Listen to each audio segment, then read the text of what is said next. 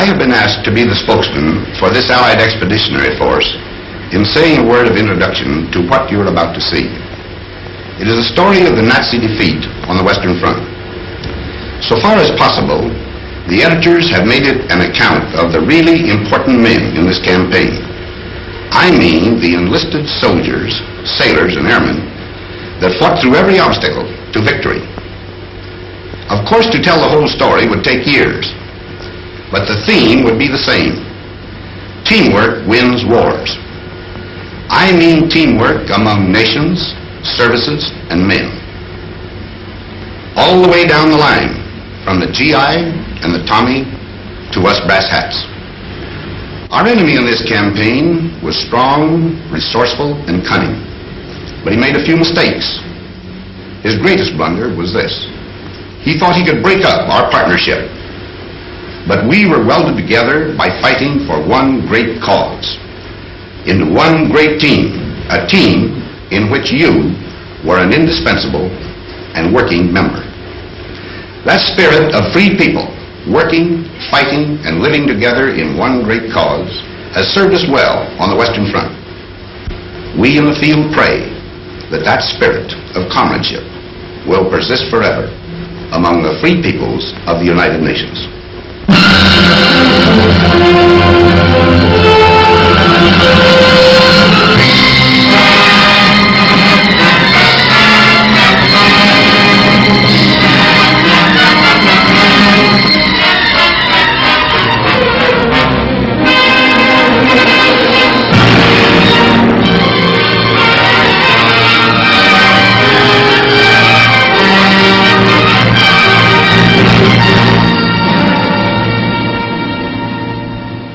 To you who now, living in love and hope, who sense the future in the surrounding air, this testament is offered.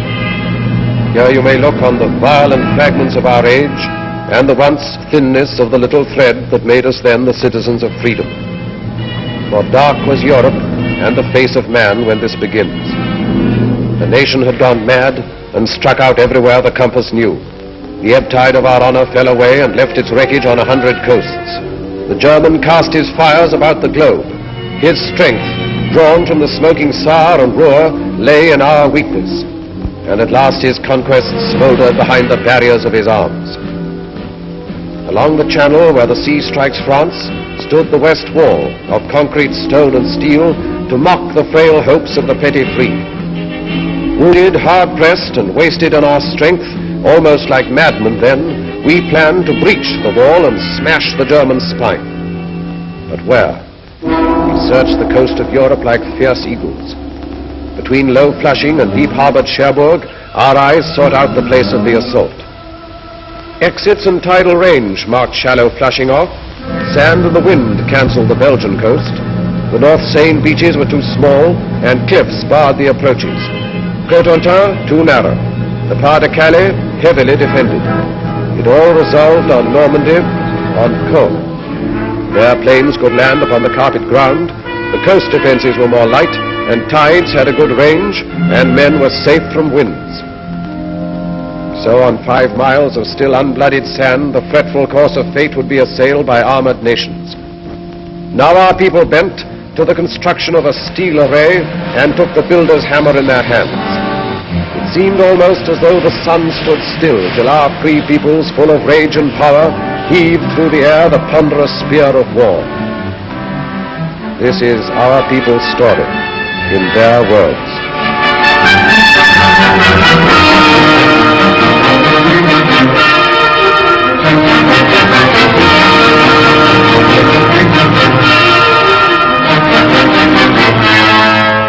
I suppose if the Battle of the North Atlantic hadn't gone right, things, well, might have been considerably different. That was an ugly time for all of us. Merchant ships, naval escort, air patrol. I guess I had my share of bad luck. I lost 3 ships and some good friends.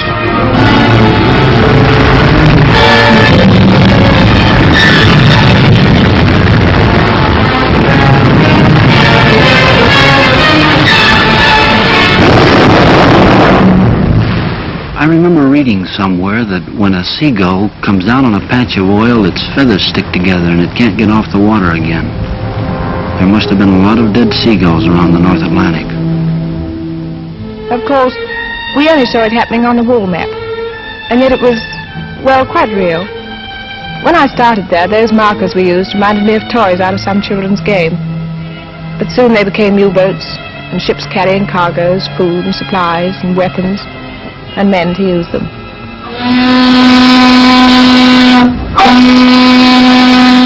I remember coming over, the worst thing about the trip was you didn't know where you were going. Wherever it was, you'd be a stranger, and nobody likes that. That ship was loaded from stem to stern with sad sacks. Around the third day out, things got pally. Like the fella said, we're all in the same boat. The comic. Finally, we got to Liverpool. They had a band to play us in, an English Army band full of chimes. I'm Dreaming of a White Christmas, they played. To tell you the truth, it was pretty corny. But nobody said anything because, well, you know, it was a nice gesture. Funny thing, on the way over, you felt like you were the whole works. You couldn't help it. But then, all over the UK, you'd see things that made you begin to realize you were just part of a big proposition. All kinds of things.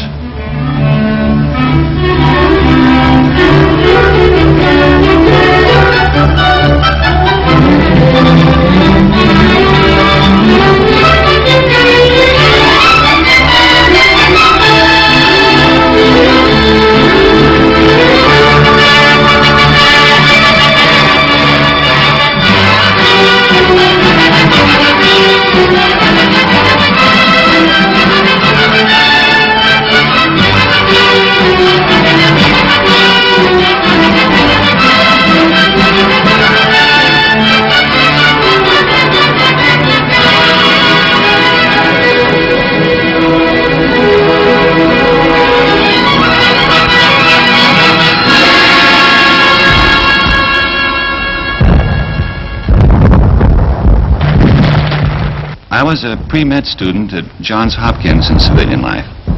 Now I do know a little something about anatomy. And I say it is scientifically impossible for the human body to stand up to the training we receive. An absolute impossibility. Muscles and tendons and bone structure was not designed to withstand that battering. Don't ask me how it happens that we did stand up to it. I don't know. It has no scientific explanation.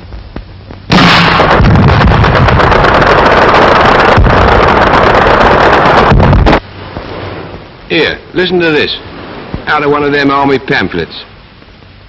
To a young man, soldiering in the army of today offers exceptional advantages and opportunities, such as physical training, foreign travel, sport, and many other facilities which are normally denied to those engaged in the majority of civilian occupations. The majority of occupations in civil life become monotonous, to say the least. But in the army, life is so varied that there is little or no prospect of a monotonous or irksome time. So men were girded for their highest hour, and while they learned the lethal arts of war, in small and secret rooms, the planners met to watch their work mature. Beyond our view, the German, proud and confident, stood calm in deep emplacements on the armored coast. The war was not yet one of men and blood. The weapons were the factories and the maps and voices speaking in the hidden night. Season by season all our plans advanced, and those few men on whom the mass of war rested with all its weight worked ceaselessly. I used to wonder whether the millions of people doing their various jobs realized they were part of it all, paving the way for the invasion. We kept bashing away at German targets, mostly steel and oil. The Ruhr, Hamburg, Battle of Berlin. Things were getting tougher every trip. More ground defenses, more night fighters, more crews not coming back.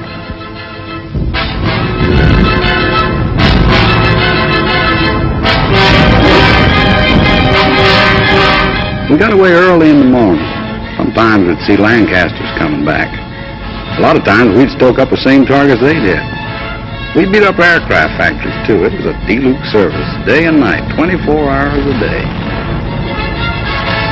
We dropped agents over France. Must be awful to risk your neck and have to keep it secret. One-man submarines, torpedo boats, commandos. We used them all to bring back cups full of sand from the beaches for analysis.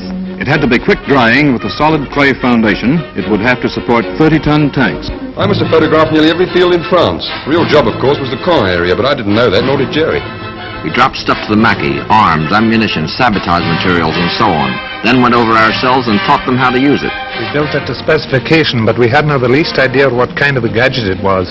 The only name it had was Mulberry. It was vital to know all about the Seine Bay and the tides. And we trained the men to negotiate those tides and landing craft. Wearing down German sea power in preparation for the day. A special study of the weather along the Normandy coast. Miles of wire netting to the beaches. 7,200 tons of petrol per day. With an underwater pipeline to carry it to France. A white star is the emblem of liberation. Triple inoculation for all personnel. New ships pouring from the stocks. Old ships adapted. Listening to the German radio output for fresh intelligence. That was just part of the pre-invasion work. By December 43, the plan itself was set, and we took it to Tehran for final discussion. The three leaders approved the plan. Our Russian forces advancing from the east and invasion from the west. And then the date was set.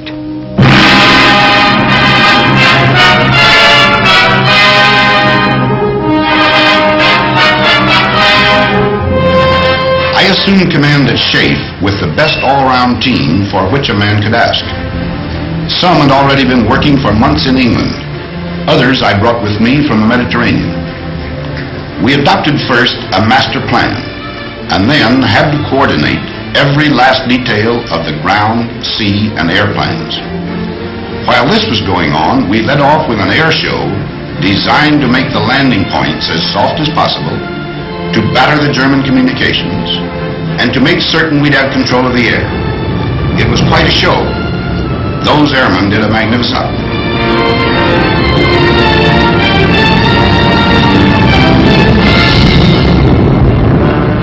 We had Polish, French, Czechs, all sorts in our outfit.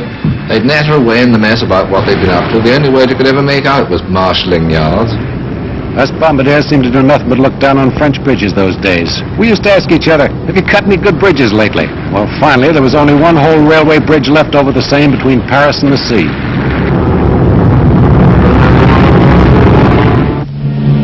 Down in the late spring, through the wounded the mass made by our patients. 2 precious years of plans were put away. The offices were empty. All the maps were rolled up on the walls. What had been paper at last had come alive. Across the channel, aware of our resolve, with cold contempt, alerted Germans stood beside their guns, and reinforcements rumbled from the Rhine. Their generals were prepared, their might was poised. They looked across the heaving sea and grinned. They would reap harvest of us on the beaches, and even death himself would stand amazed. Yet faint across the groaning of the sea came the thin thunder of a mass of power. Drawn from the great free peoples of the earth, it gathered in the ancient ports of England to crowd upon the steel-encumbered ships.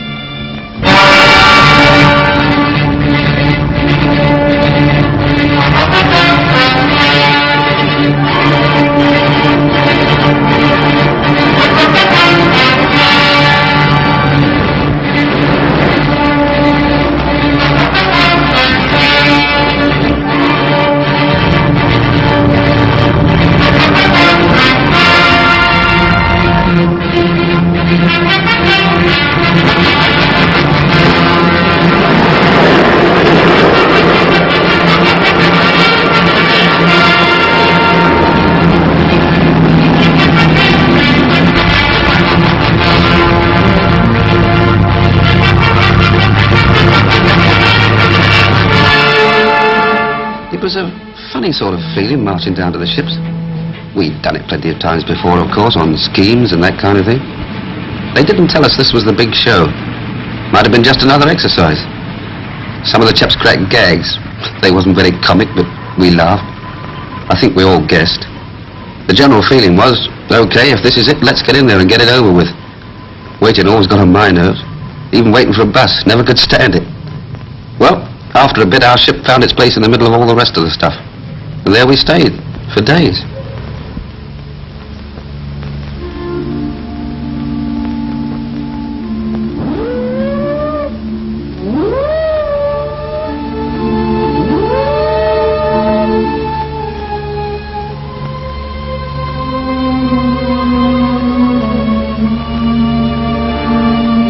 gave us the final briefing then. We knew what to do and how. They told us where and when. That's a briefing. I listened to every word. Wrote it down in my head like a record, and it kept playing over and over again. Piece of beach in the morning. Ever since I became a soldier, they were getting me ready for this. Before, there'd been time in front of me, protecting me.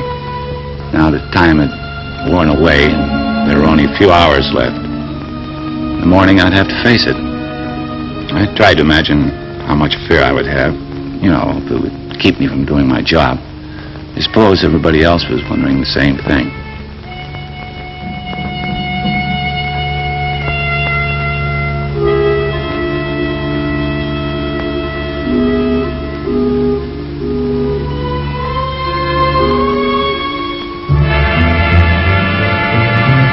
Nobody said anything official, but all of a sudden the ship got much busier. And over the amplifier, the chaplain said he'd be saying Mass at 18:30 hours.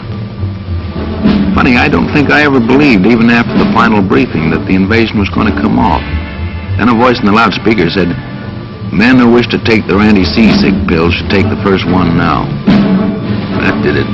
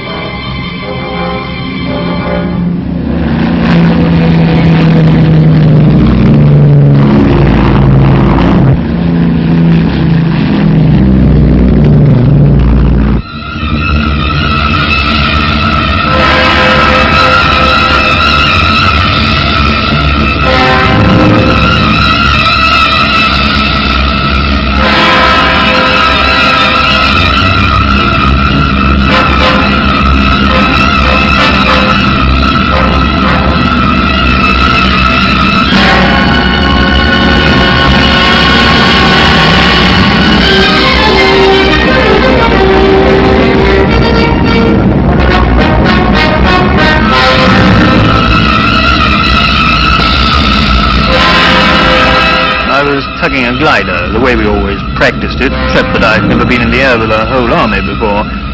3 airborne divisions, the 6th British and 82nd and 101st American. Just before the glider pilot cast off over the landing zone, I wished her good luck over the radio. It seemed a sort of inadequate thing to say. As Supreme Commander, let me break in at this point to say just a word about the Navy. From the moment of embarkation to that of landing, the full burden fell upon the Navy and our merchant fleets. They had to sweep the mines, bombard the coastal batteries, marshal and protect the transports along the coastline preparatory to landing, and, finally, man the small boats that carried the soldiers to the beach. On that day, there were more than 8,000 ships and landing craft on the shores of Normandy. It was a most intricate task and a vital one for the success of our plans. The courage, fidelity, and skill of the Royal and American Navies have no brighter page in their histories than that of June 6, 1944.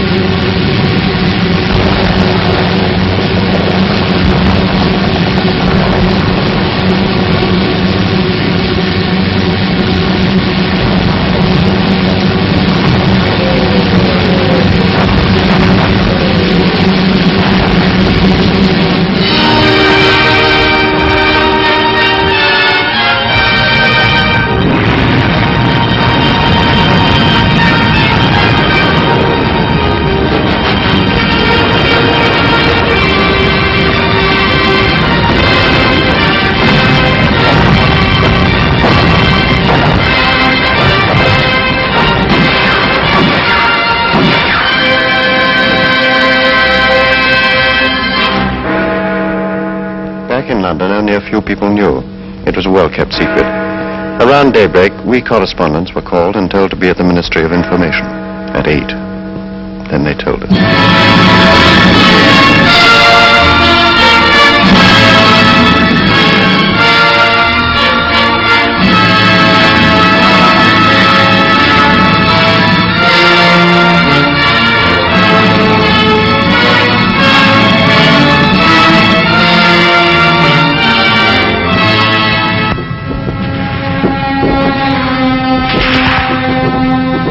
They called our beach Omaha.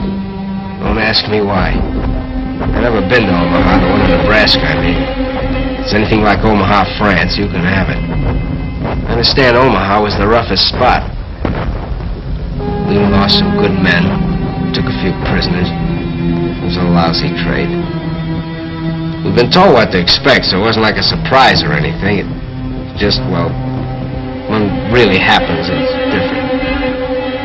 For a while there, we were pinned down, but a lucky thing, the other beaches were going better, so we got a little more than our share of the old teamwork. Navy come in, the air guys, and finally we got moving good. You know, you hear a lot about how long it takes to make battle-hardened soldiers out of green troops. Listen, I got to be a veteran in one day. That day.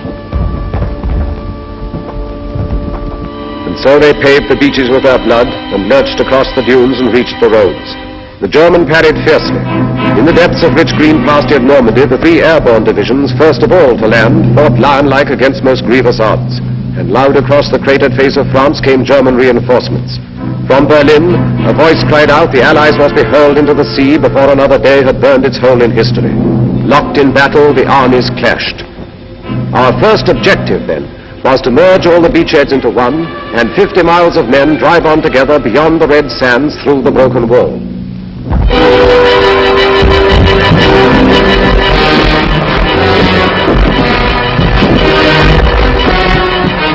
Where I was, it wasn't too bad getting ashore. After that it started. We had to fight for every bloody field. It was the same each time.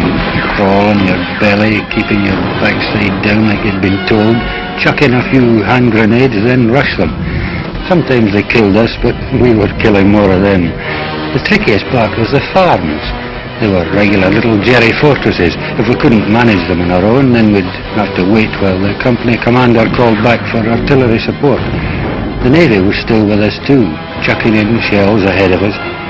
In 3 days we advanced 7 miles. Then we were told to stand fast and dig in. Next morning we heard the news. We got it from the BBC. It sounded great. We'd joined up all along the bridgehead. There was a solid line, 45 miles of it. We'd got a foothold. We were in.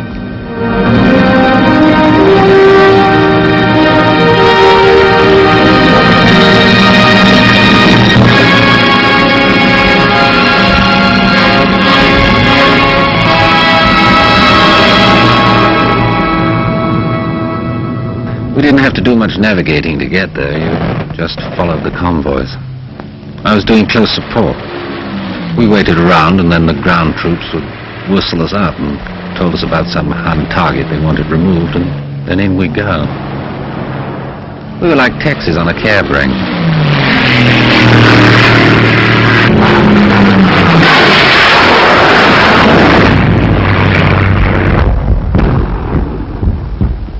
Something nice about a beach, any beach.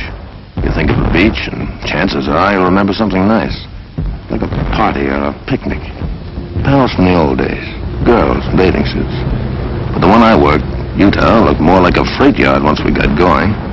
For quite a while, we brought most supplies right over the open beach. Like we'd practiced it, and like we'd made up as we went along. We worked a 24-hour shift, with ducks, lights, rafts, rowboats, all sorts of Rube Goldbergs. The stuff just kept pouring in. Tanks, trucks, food, ammo, guys, millions of things.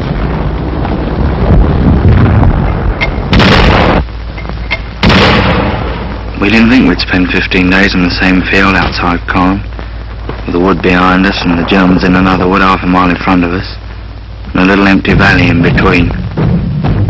Each side mortaring each other all the time. Just meant you had to live in a slit trench, and you got into a routine. You know, stand through from 4:30 to 5:30, then 2 hours wait for breakfast. Came up fairly hot. Tin bacon or sausage, tea, of course, biscuits. We've been living on compo food since D-Day. It was good food, but, well, you know, you got tired of it. I'd have given a lot for a slice of fresh bread and butter or a cup of fresh tea. 15 days is a long time to stay in one place and be mortared. You get so you think everyone's coming straight for you.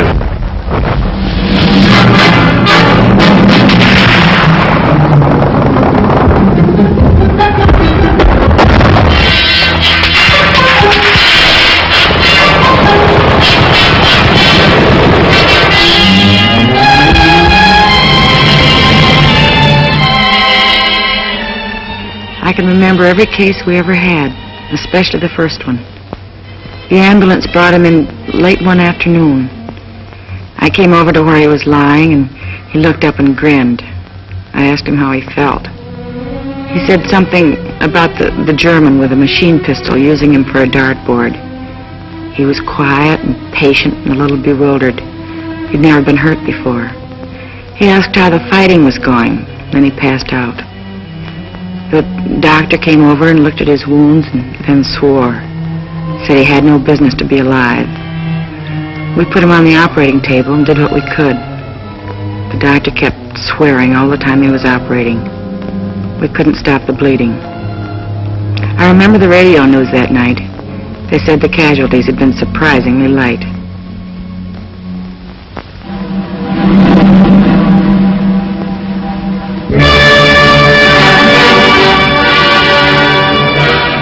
They said the whole thing was dear old Winston's idea. A collapsible prefabricated harbour with everything on it except a naffy. Well, I wouldn't put it past him, it's the sort of idea he would have. Worked in the end. Mulberry, they called it. Well, I felt pretty good about it because I'd watched it grow right from the sinking of the first ships for the outer breakwater. And further along to the west, the Yanks had brought one over too. Then on D+13, I think it was, an onshore wind started up. Not much at first, but it got worse. And unloading onto the open beaches got very tricky. We heard that over on the Yank section, the other harbour had been put right out of action. And when the wind dropped, old Mulberry looked pretty sick. And up to that time, it was the only bleeding harbour we had. At the green tip of Normandy, the town of Cherbourg lay, a harbour for supplies. Our need for ports was vital as our breath. The German knew our lack and swiftly drew his forces into tight defensive groups so to contest the issue.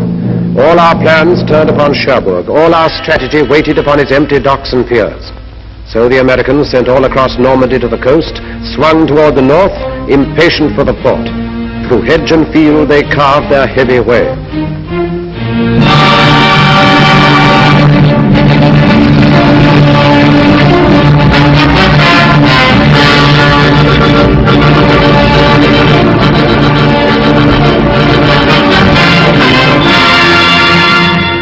You remember back now when it seems like we took Cherbourg a couple of days after we hit the beach. Actually, it took 19 days to cover 30 miles. 30 miles and about 92,000 hedgerows, and a battle at every hedgerow.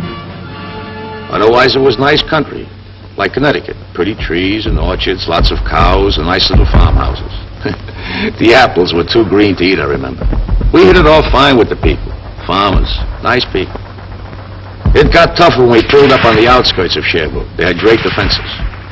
Then the artillery really carried the ball. For 3 days we sucked it to them.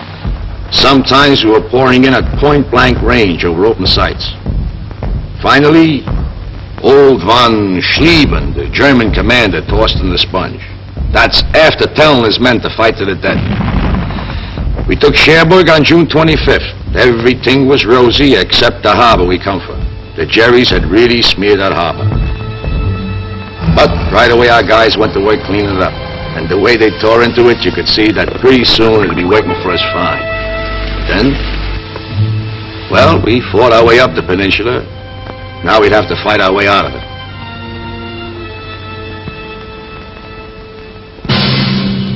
And everywhere inside France, we men of the Maquis were fighting too. I was in the north myself. We cut telephone and telegraph and high-tension lines, and eventually, when the Allies landed, we fought in the open. In the Savoy Mountains, our friends held up German convoys. Well, it was a little easier in the mountains. Boche reinforcements were delayed for many days. Factories and bridges would frequently disappear. But the price we paid for it was frightful. In the village of Oradour alone, the Germans slaughtered 1,100 out of the 1,200 population, and the place was completely burned. They were accused to have ambushed German troops.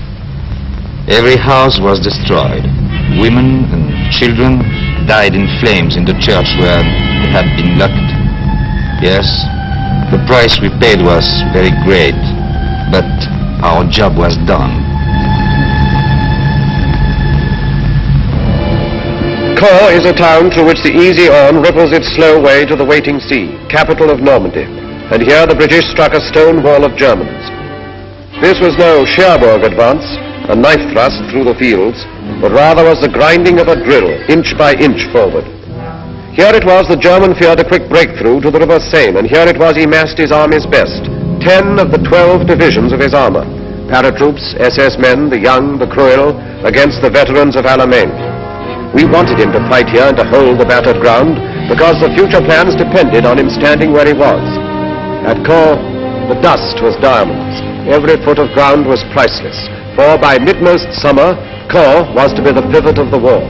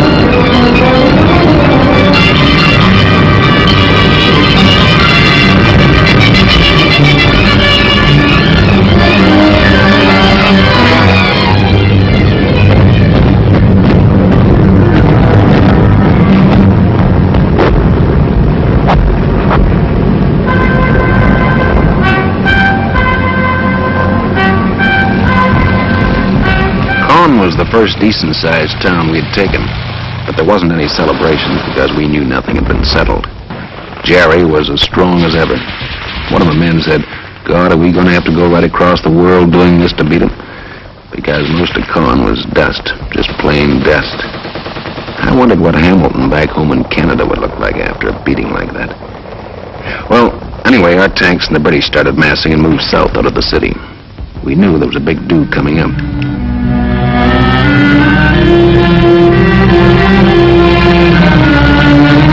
The show for us began south of Caen, when the Poles joined up with us. When we began moving forward, I heard a lot of the lads say Rommel's on the run. But I'd been at Alamein, I knew he wasn't on the run. And they was right. There was nothing lovely about the battle south of Caen. No pincer movements, no outflanking, no nothing like that. Just an hard, bitter, bloody slogging match. We had to stay there and give as good as we got, even if we couldn't give better.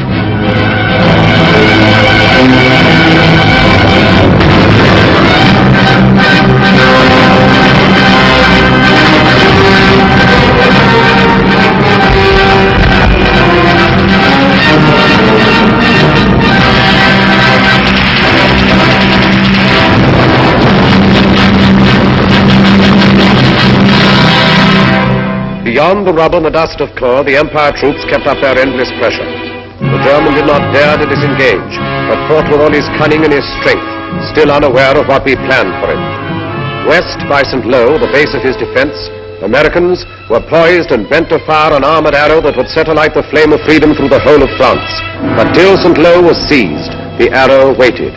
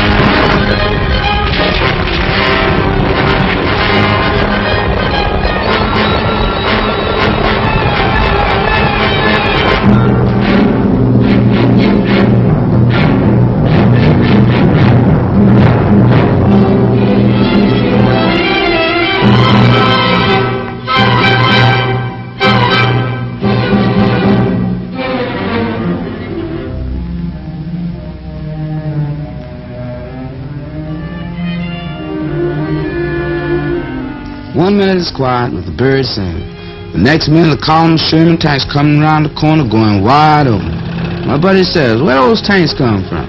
So I asked the tanker. He yells down there the Third Army taking off. Been waiting for 3 weeks. Prepared somebody let the rabbit out of the hat. Man, what a rabbit. With pearl-handled revolvers. When I think back to the breakthrough, I don't seem to be able to remember anything but the French people. People beside the road, kids we couldn't stop to give candy to, FFI boys bringing in the krauts from the fields, and farm workers waving as we went by. It was easier to look them in the face and smile and wave back at them when you hadn't had to smash their homes to pieces first. The morning we got into Rennes, boy, that really was liberation.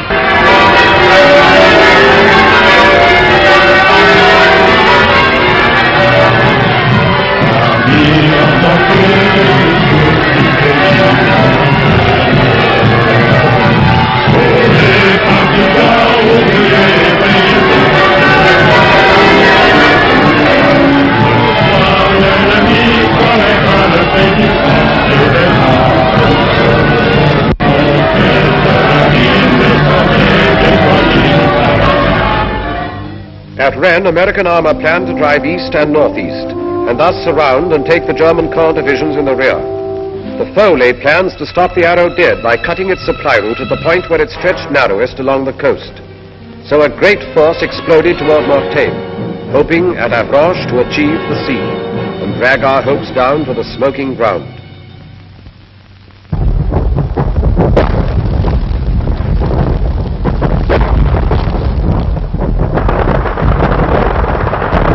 There's a lot of places I'd rather talk about than Mortagne. That's where I got hit. We've been going great up to there. Some of the guys had even been singing, harmonizing. And then that first German artillery caught us. Pretty accurate, too. An hour later, I was short 18 men. Well, we holed in and we hit back with everything we had. They weren't just trying to stop us, see? They wanted to come right through. And then me. I get a belt in the face left side and I keeled. The last thing I remember is looking up and seeing those RAF Typhoons.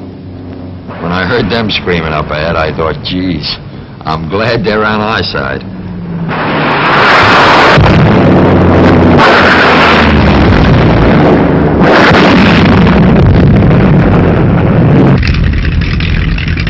I was sitting in front of the intelligence office doing a bit of sunbathing when headquarters came through saying the area northwest of Mortagne was packed with German armor heading west. Well, that started it.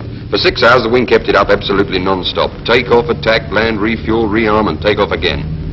It was the same on every airfield in Normandy. The only briefing I gave the chaps was, well, you know where they are. And the only interrogation when they got back was, well, how many did you get?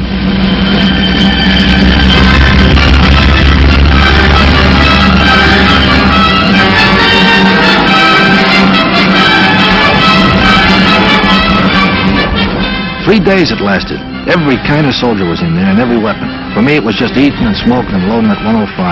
No sleeping. Then things quieted down and the word came back. We stopped them cold. Everybody felt like celebrating, but that was a tough order out there. I tried drinking a whole bottle of cough medicine. It worked fine. I got stiffer than a plank. The counterattack, which took us by surprise, still did not hinder our deceptive plans, for down from Caen the foe had drawn a force and left his north flank weakened. Now the stage was set. Toward Calais swept the Empire troops together with the Poles. The German heard behind his back American armor churn toward Argenton. Outgeneraled and outfought, he found himself within a closing trap.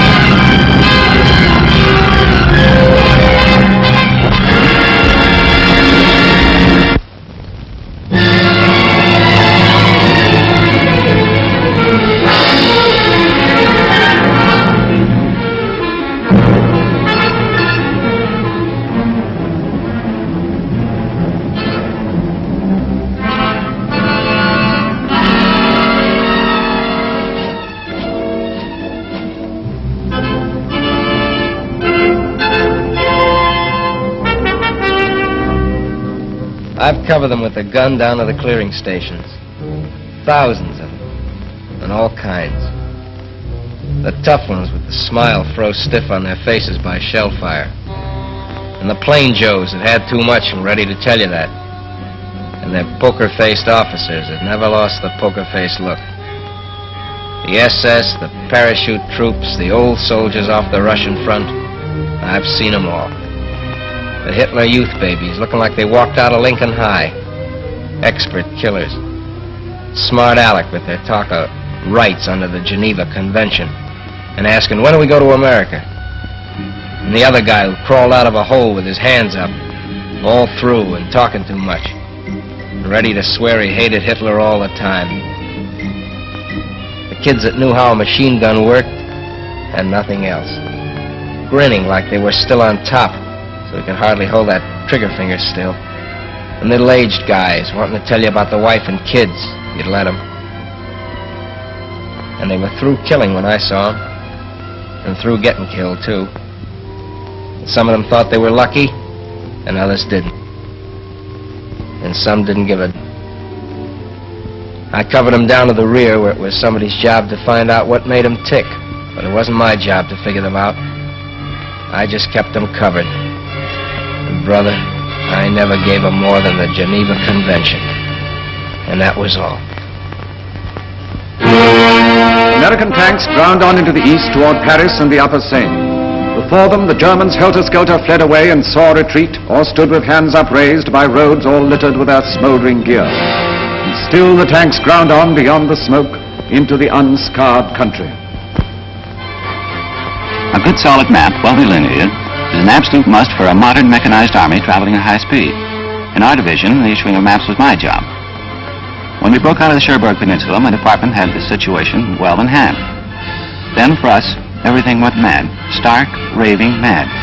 One morning I woke up, and the army had gone right off the map. Absolutely right off the map. So we rushed through an order for 500,000 maps of the Orléans region. They arrived in due time. To our horror, the army progressed far beyond the Orléans region. It was off the map again. This was a period of acute crisis for me. I gave the highest priority to a fresh order of maps of the Paris area. We refused to be licked by this situation. The final blow came when it became evident that we were going to bypass Paris. That almost finished us. Eventually, we had to drop 10 tons of maps to them by parachute. It was a very humiliating experience. I'll be glad when I get back to the Library of Congress where maps have some permanent value.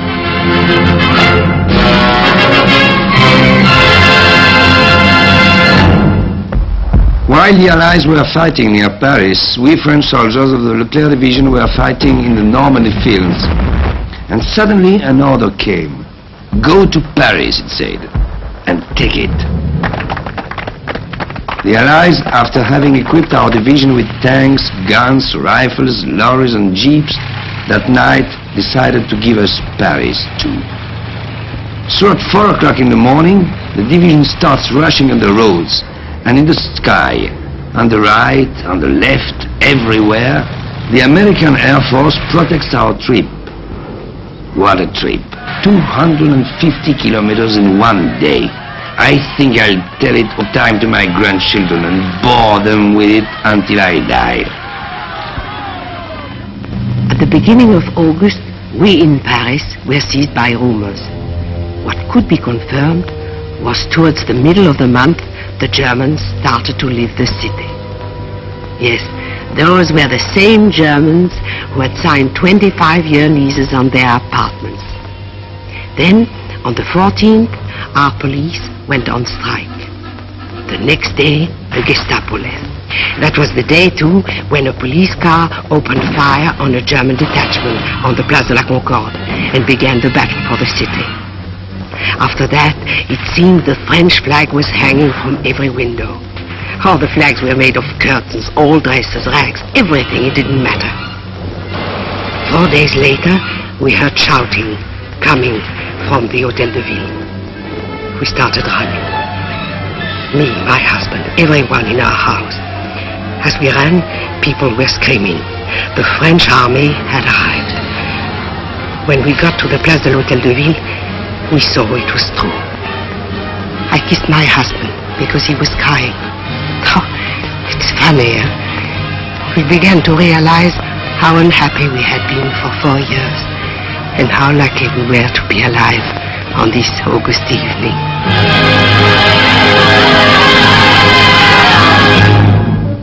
The great pursuit was on. At last the Battle of France was ended. Suddenly another D-Day stunned the shaken foe.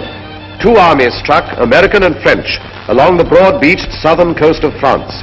Then north, the 2 new armies rolled like waves to join the forces moving on the Reich. Beyond the Seine, where from 100 sites the Germans launched their flying bombs and brought death and destruction on the English towns, our valiant armies went about the task long since assigned them. Toward the Reich frontiers, Americans advanced. Against the ports hugging the Channel, garrisoned in force by desperate foes, Canadians were sent. And in a thunderous sweep, the British armor surged toward awaiting Brussels.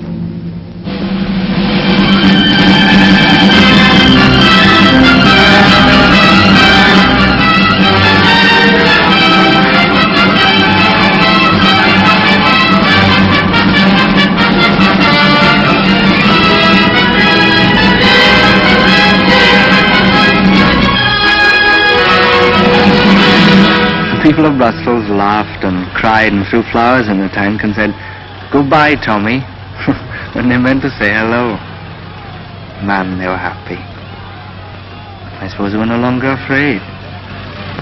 But I remember wondering then how the first German civilians would react to us.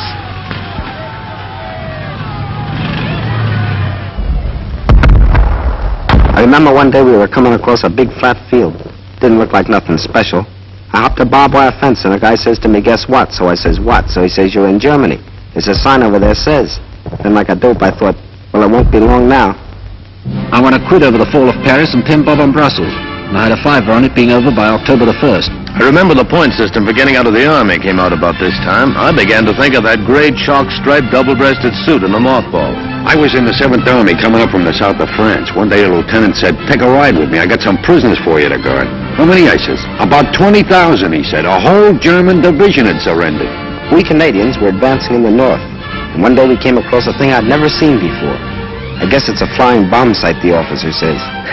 Well, that really made me feel good. The prisoner told us the newest Jerry gag. If an aircraft shows up white, it's American. If it shows up dark, it's British. And if it never shows up, it's the Luftwaffe. Every time they sent me along the supple forward switchboard and I got my earphones on, I found out that the rear switchboard had leapfrogged 5 miles ahead. I wrote to the old man in St. Louis. He owns a men's store. I told him he'd better cut prices on GI neckties and socks if he didn't want to be stuck with a lot of military apparel. Someone asked the Sergeant Major what he thought the chances were for a spot of leave. "Don't you worry about leave, lads," he says. "We've got the Japs to finish yet." Regular soldier, of course. Keen. It was a terrific feeling crossing the German border. We were sure nothing could stop us.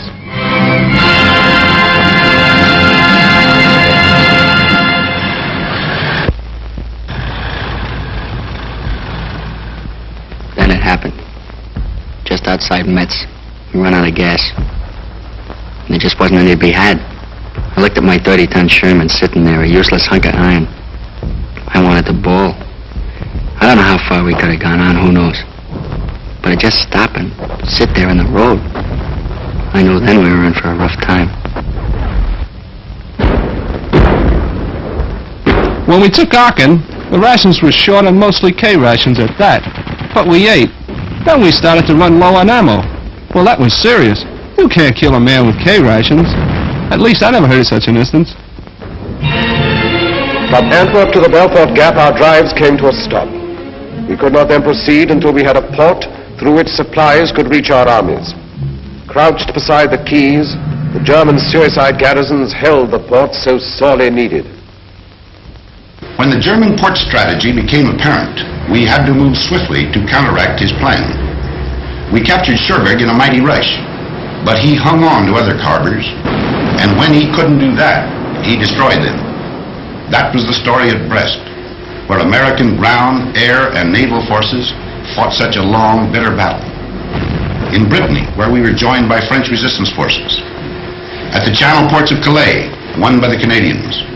Le Havre, captured by the British. Dieppe and Boulogne, Canadians. And Dunkirk, besieged by the Czechs. It takes a lot of freight per day, per man, to keep an army fighting in the field. The fellows I charged with getting it to the front had a tough nut to crack. We just didn't have enough working corps. That's all. Supplies suffered.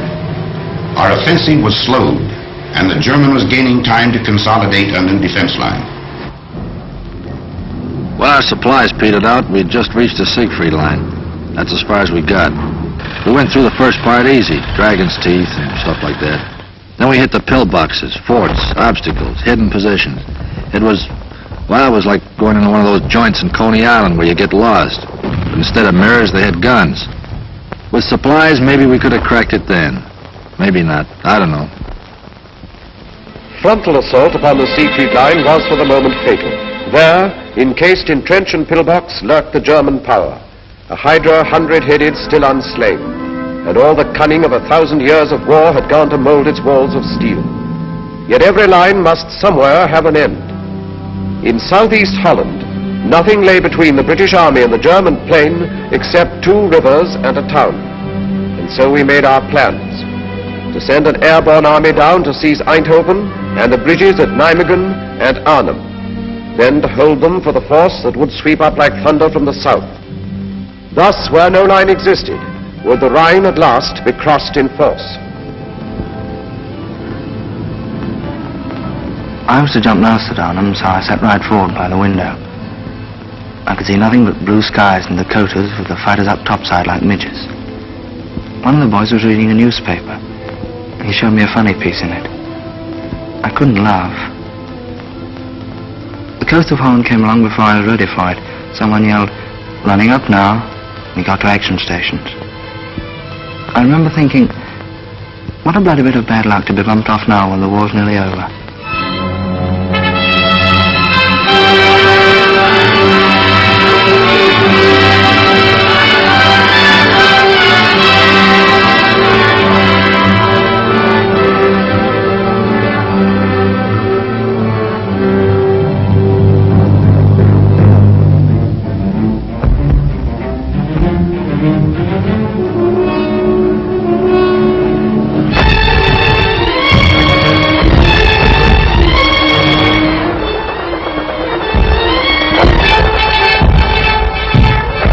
The lineys drop at Arnhem and we come down and go to a place called Eindhoven, Holland. She goes good. We get right, dig in, set up a defense perimeter and wait for the British Army to come up. And we join them and head out for Nijmegen. The bridge at Nijmegen hardly had a mark on it. We crossed the river and started out for Arnhem, but we didn't get far. The Hun knew as well as we did that we'd got to get through, and he put in everything he'd got. That was the worst I ever struck. Knowing our men were there waiting at Arnhem, and we couldn't get to them. At Arnhem, we got ourselves well dug in, us and some of the posts. We were short of ammo and food. That was our main worry. I'll never forget those supply dropping missions. The way Jerry let loose at them, and the way they just came straight on into it. Towards the end, we knew the situation was bad. We knew we were hemmed in. We knew it was possible we wouldn't get out. More than anything, I remember the way everyone behaved. Men you knew as the toughest fighters became gentle, kind and considerate to each other. I knew a lot more about men after Arnhem. The guns died out in Arnhem. Then we knew the greatest gallantry was not enough to cross the final bridge. And now no choice remained to us. Direct assault against the Siegfried line would be the only way to carve our corridors into the Reich. But first a port was needed for supplies. Antwerp we had, but thundering German guns controlled the 30 cold miles of the Scheldt from Antwerp to the sea. The docks were still, the winches silent, all the ports lay dead, a useless city severed from the sea. It would stay dead until we cut a way through the grey Scheldt. So the battle formed to free the estuary for our ships. I covered that battle for the Associated Press. I only wish I could have written the story with the greatness of the men who fought it. It was vicious and fearsome fighting all the way. The Canadians and the Poles clearing the south bank of the river, the Royal Navy and Marines and Norwegians charging knee-deep in blood and water into the mouths of the 9-inch shore guns at West Capelle. It was the kind of fighting that makes legends. And the minesweeping of the Scheldt afterwards, it was the greatest operation of its kind in history. The cost of that first ship into Antwerp harbor was the lives of thousands of our bravest men. I reported it as well as I could, but their memory deserves more than words.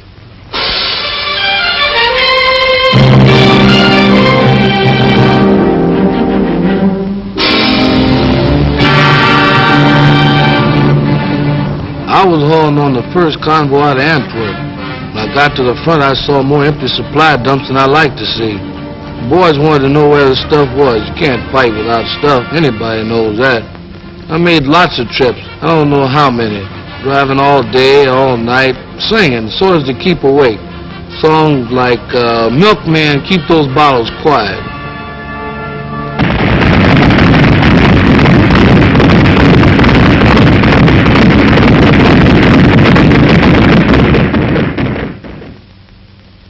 My job was to see to it that they had a new toothbrush and a cot, maybe a book to read when they came over from the east bank to the west bank of the Moselle for a little rest. We brought them over one company at a time because that was all the regiment could spare from the line at any one time. Somebody had tapped them on the shoulder and said, "All right, boy, you're going back across the river for 24 hours rest." And here they were, where they could rest. They just couldn't believe it. Here they were for just 24 hours without war. Everything was down to essentials, counted out like dollar bills through a teller's window. One night's sleep, one day's hot meals, one clean change of underwear, one clean pair of pants, one shave, one hot shower, one movie. I used to wonder what was the best of that day. Was it the chance for them to write home, a hot shower, or that long-legged girl on the screen? Whatever it was, all of it was over by morning. They were going back with their one clean suit of underwear, the hot shower, the clean shave, and the good night's sleep. Back across the Moselle to their holes in the ground. And the shells.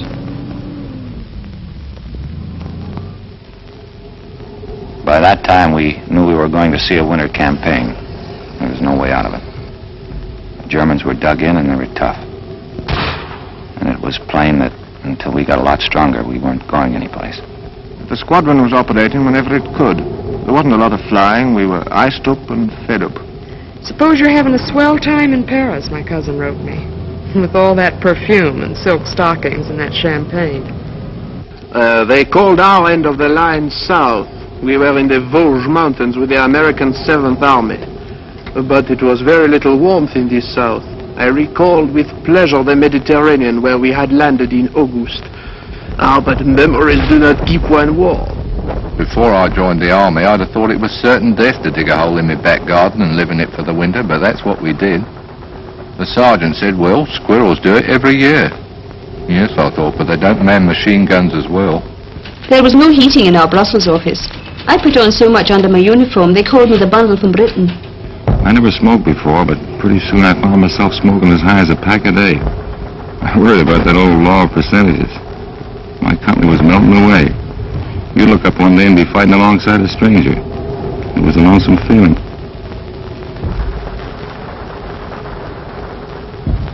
Our hunk of the line was the Ardennes. Pretty quiet. A lot of outfits had gone up north. I started a million latrinograms about the where and when of our offensive. Then one day I'm standing guard and these shells start. I thought for a minute this was it. Till I realized these shells weren't outgoings, brother. They were incomings. Next thing I knew, German tanks. It was an offensive, all right, but it was going the wrong way.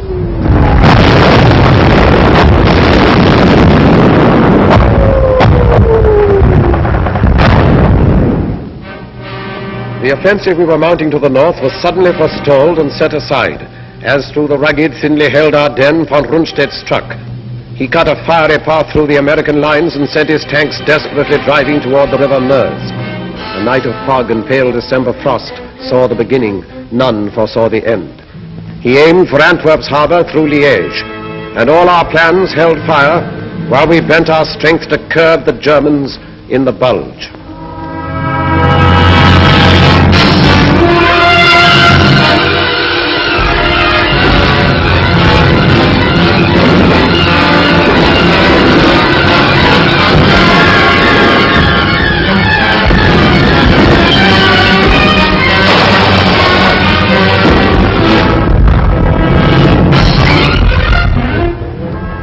One night I was a replacement in England playing shove halfpenny in a pub. The next day they shoved me in an aeroplane, and that night I was fighting Germans and being kicked around. I don't know about the other outfits, but mine was being cut to ribbons. They were dropping all around me. The thing that still sticks in my head is the medics. The only weapon they had was a needle, but they were around right where it was the hottest. You'd hear that yell, medic, medic, and they'd always be there.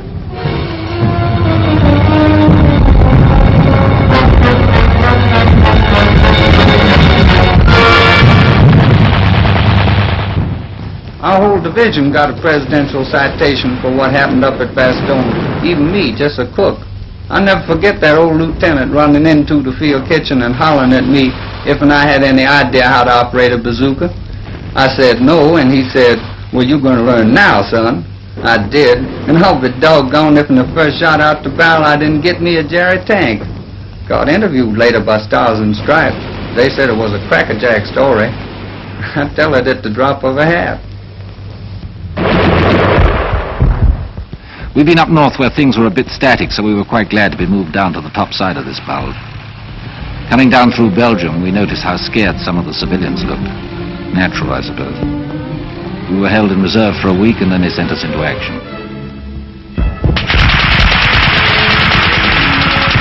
On account of the fog, we couldn't get any air coordination. You sure miss it bad when you've gotten used to it all the way since D-Day. And then on December 24th, like a Christmas present, that sun come up, and after a while we was giving him the old 1-2 again.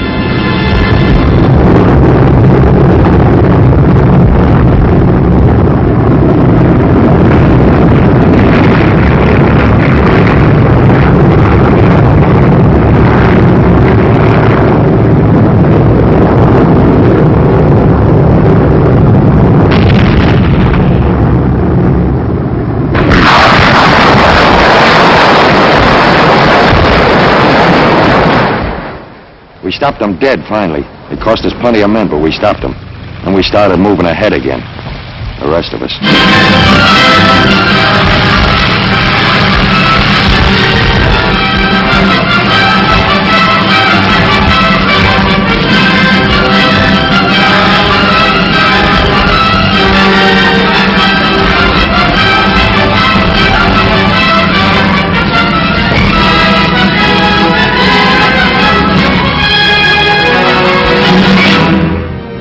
Rundstedt reeled back on a recoiling spring. His great attempt was over, and his armies that had devoured such a wealth of blood sagged sodden towards the Rhine. At Yalta then, while dire explosions shook the German fronts, the three great architects of freedom met to fix the final blow and plot the peace. And even as they met, we moved to act upon our strategy. We wished the foe to stand and fight upon the western bank of the Grey Rhine, for there we could destroy him, outside his fortress, open, unprotected by any bridgeless river. Down we cast the gauntlet, challenging him, stand and fight.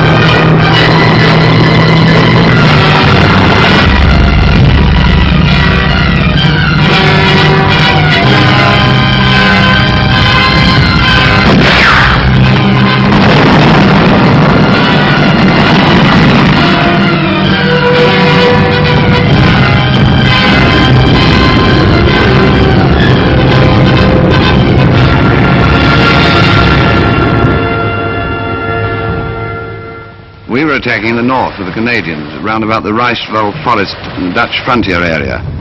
It was wet and filthy. They nicknamed our army commander Admiral Creeler. Or anyway, the enemy put up some very stiff opposition. But actually, this was just what we'd hoped for. It showed that Jerry's emotions about fighting for every foot of his beloved fatherland were getting the better of his sense of strategy. And every German killed on our side of the Rhine was to make it easier for us on the first bank. And a lot of the Boche were killed, I can tell you. Reichswald was the bloodiest show I've seen in this war.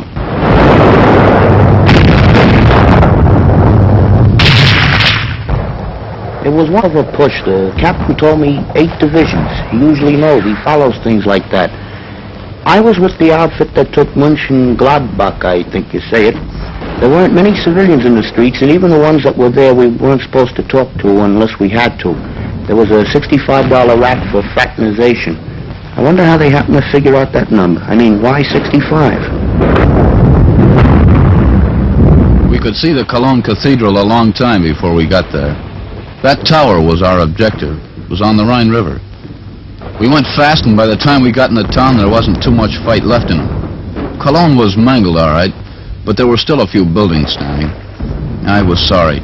I thought of those French cities, flattened. Anyway, we got our objective.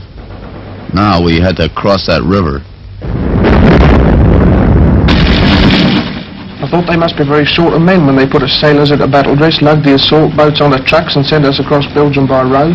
They talk about silent service. I'd never been sick at sea, but I was sick as a dog on the road. When we reached our destination, I was feeling lousy, longing for a breath of sea air, and found the whole bloody landscape under a stinking smoke screen. Like London it was. The next day we got up to the Rhine. It was good to get a glimpse of the water again.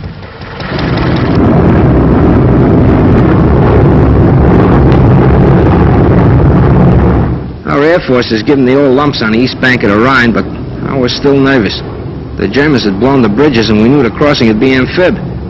When I'm nervous, I get off my feed. For 2 days before that crossing, I couldn't eat nothing but a couple of Milky Way bars. It was going to be D-Day all over again. Dangerous. A miracle. There it was sitting there, big and black. I'm no architect, but to me that Remagen Bridge was the most beautiful bridge in the world. In the Army, when things go as per plan, that's wonderful. But when they go better than planned, then you figure the chaplain's working overtime. It was a break at that bridge, and we cashed in on it. And the first guys over the river were over in style. The watch on the Rhine was finished, washed up. For to coin a phrase, kaput.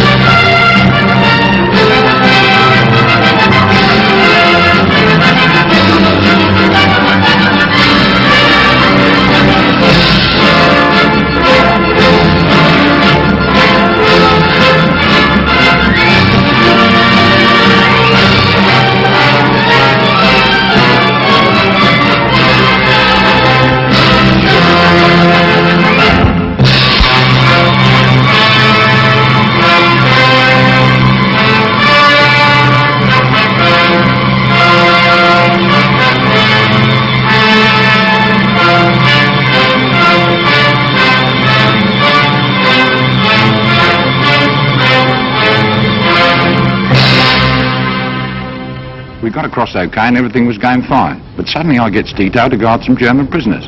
I'll never forget their faces when them airborne blokes started to come over. They just stood there looking up at them, and then after about half an hour of it, one of them looks at me, looks up at the sky, and says, propaganda.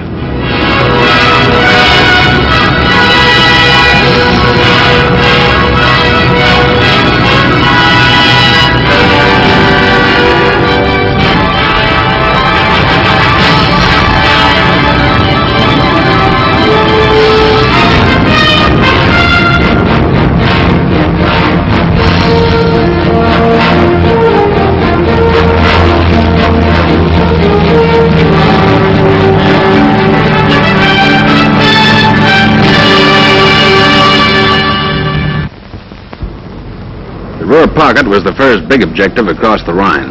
We and the heavies sealed it off, then the ground forces wrapped it up. After that, they exploded in all directions. Cut the Jerry armies up in pockets, then take them one by one. That was the program. The Third Reich was being carved up like a Christmas turkey. Chasing the Boche was getting a little bit monotonous. We hardly ever saw him. Only burning houses, a few shells, and occasional sniper's rifle shot. It was a silly kind of defiance, I thought. And then one day the routine was broken. We came across a prisoner of war camp, other ranks, Yanks mostly. They went mad when they saw us, screeched Red Indian war cries, pummeled one another, and asked what the news was. I seemed ashamed to tell them when they were so happy. Well, there was nothing for it. I told them. President Roosevelt died yesterday afternoon, I said. You should have heard him quieting down. For once in this campaign, they all felt as though they'd suffered a major defeat. I'd have liked to have stayed there, talking to them, trying to cheer them up, but we had no time to lose. Jerry only had a few hundred square miles of earth left to scorch. Our job was either to hurry him up or scorch it for him. We were in the home stretch, cutting deeper all the time, when we ran into these displaced persons, slave workers. They were sick and hungry from all over Europe. The roads were jammed with them, but they kept out of the way and didn't give us any trouble. Like a fella said, there's a lot more than town's going to have to be reconstructed. I wondered what was up when all RAMC personnel in our lot down to stretcher bearers were urgently called for. I soon found out we'd taken the Belsen concentration camp. Well, I'm not squeamish. I've seen amputations, operations, deaths long before I went to the army in '41. I was a warden. I lost count of all the arms and legs I pulled out of the wreckage down in Croydon and got quite used to it. But this was different. Very different. I don't know any words big enough to make you understand what we all felt. All I can say, and I'm proud of this, is that I had to fall out and be quickly sick in the courtyard. As I say, I'm not squeamish, but, well, I'm human, and thank God for it. The government sent a few of us congressmen over to see those camps. And if there's anybody left who wonders if this war was worth fighting, well, I wish they could have been along. There it was, right in front of us. Fascism and what it's bound to lead to, wherever it crops up. I talked to some of the prisoners, the ones that had the strength to talk. Their offenses were the usual Nazi crimes. You know, wrong religion, or wrong race, belonging to a union. In Germany, it led to over 400 camps, like the ones I saw. It was the worst thing I ever saw in my life, and I wouldn't have missed it for anything.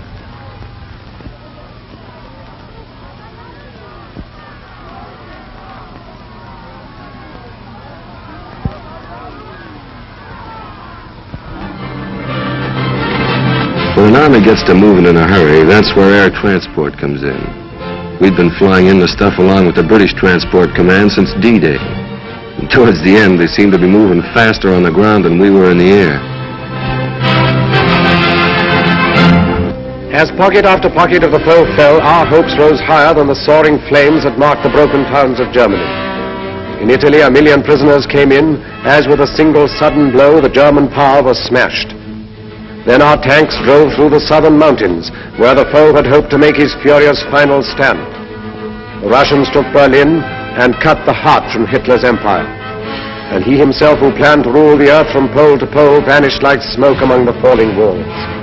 Upon the green banks of the River Elbe, we waited for the east and west to meet.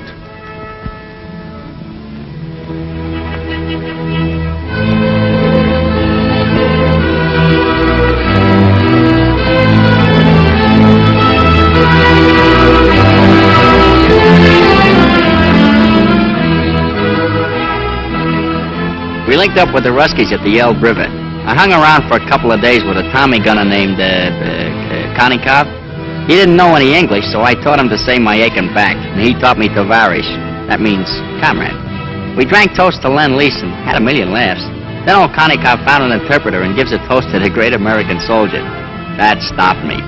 We did all right, but I don't like to think where we'd have been without them.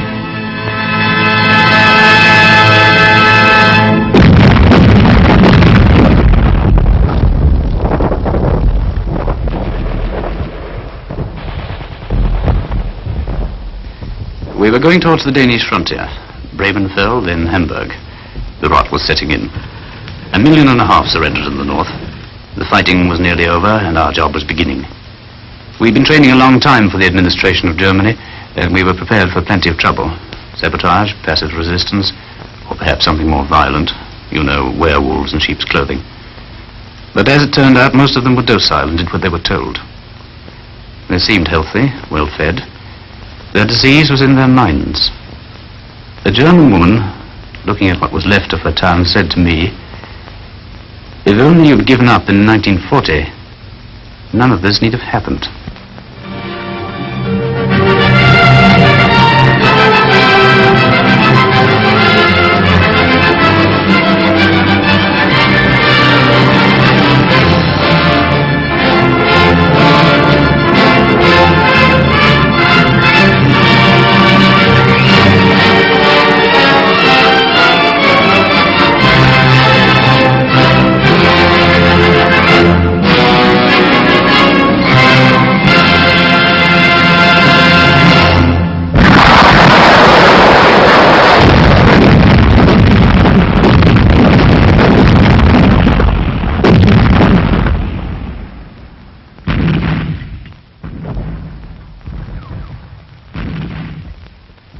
1 minute after midnight, May the 9th, 1945. The guns stopped. D plus 337. Now it starts. All the arguments about who won the war. Well, here's what I say. That no country on earth could have won it alone. So what does that mean? That anybody who wants to take a bow by himself is not only boasting, but nuts. I spent 4 years in the infantry, and I saw my share. And during that time, I only met 3 men that liked to fight, and they were a little cracked. But it had to be done. Now that it's over, I feel good, except for one thing. All this talk about World War III. These big pessimists that talk so easy about another war just didn't see this one, or enough of it. We watched them bringing in some high-up prisoners, quite ready to be friendly, some of them. I was thinking of fellas I'd known who'd bought it. Crashed, shot down, missing. Right through from the Battle of Britain. I remembered their faces, or some joke they'd played, or maybe just the way they laughed or something. There seemed to be such a lot of them I remembered.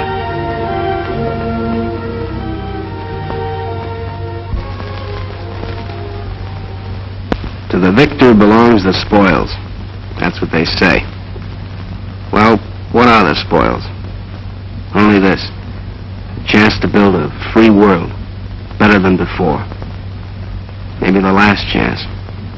Remember that.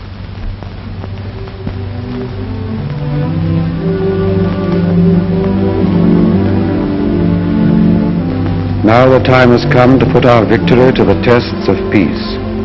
In company with men of many lands to sift from ashes what the struggle taught.